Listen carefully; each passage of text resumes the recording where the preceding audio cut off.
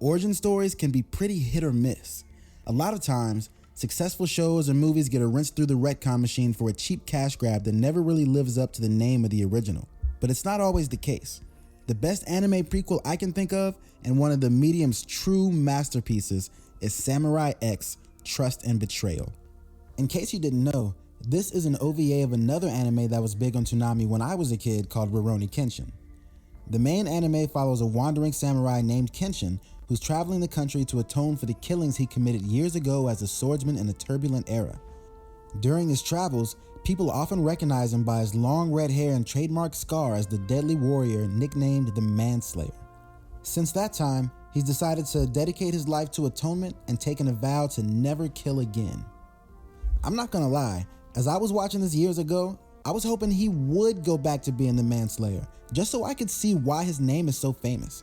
What sins did he commit? What was so bad that made him commit his entire life to atonement? And I'm guessing a lot of other people felt the same way I did, because this is what the OVA is about. As a young boy, Kenshin was adopted and taught to be a master swordsman after his caretakers are murdered by bandits. During the Civil War, a distraught Kenshin can no longer watch innocents being killed and decides to lend his sword to the resistance in the fight against the shogunate. Even though the story takes place during a war, it's not really about the war itself. It's about Kenshin. We're never so caught up in it that it's even relevant which side is right or wrong. This takes us back to the pleas of his master to not get involved in the first place. The war is having a much bigger effect on him than he is on the war. After all, he's just one soldier in one town trying to make a difference. He has closed himself off to his emotions so he can stay resolute in the path he's chosen, the path of an assassin. We're also never far enough away from the war to really catch our breath. The resistance has a traitor among them and they are frequently spied on, ambushed, and plotting their next move. This helps us peek more into the mind of Kenshin, the constant stop and go and the feeling of not being able to really get a break from all the fighting.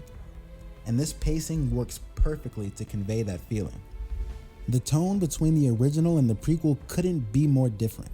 The first is a very lighthearted and comedic kids show that gets serious every so often, while Trust and Betrayal is very dark and somber.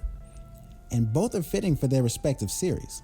When we first met Kenshin, he had taken a vow to never kill again. With that as a starting point, you have to go down the lighthearted comedic route. And for Team Kenshin, it works. The best thing about that show was the lovable cast of characters. The OVA, however, is about why Kenshin took that vow. It's heavy, somber, and has an almost gothic beauty about it. It's dark, thematically and visually. Speaking of the visuals, wow. They do an outstanding job to set the mood. It can be bright and vibrant, shadowy and uneasy, gorgeous and eerie, or whatever mood they need to convey. I remember feeling much the same way as I watched the Jet Li film Hero. In both of these, the color is a big part of the storytelling. They provide you with a lot of non-verbal information about the atmosphere. It's little details like this that really put the icing on top of what's already a great anime. Another part of that visual beauty are flowers, which are a recurring theme that represent the peaceful life that Kenshin thinks he can't have. Award-winning novelist and author of the book Crafting Unforgettable Characters, K.M. Whalen, refers to this storytelling device as the lie your character believes. The lie your character believes is the central cog in your character's arc.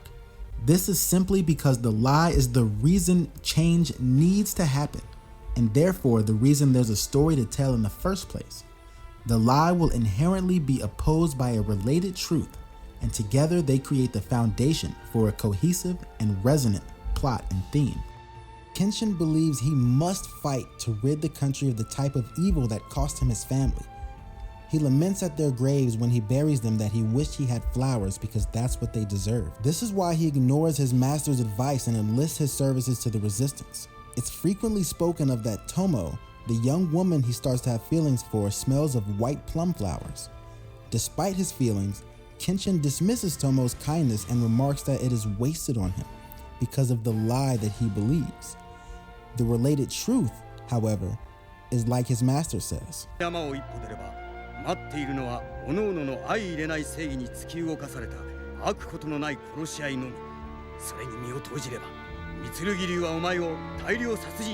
At one point in the show, Kenshin gets a taste of what his life could be. He's in hiding, with Tomo pretending to be his wife. This is the time we see him the happiest. He's living a quiet life in a village where nobody knows him and he doesn't have to live like an assassin. Which leads me to the last thing I want to talk about: guilt. While physically he is more than capable of surviving the war, emotionally the weight of it is profoundly affecting him.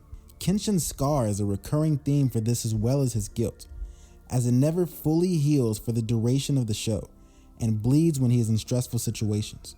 He's closed himself off so much emotionally that the other members of his group worry about what killing is doing to him. This is part of Katsuya's guilt, the leader of the rebellion. He recruited a very young Kenshin to be his tool for his own gains in the war. Because of this, he asked Tomoe to be his emotional support, which in turn leads to Tomoe's guilt over falling in love with him. I could go on for days about the different themes, all the little cultural tidbits, etc., etc.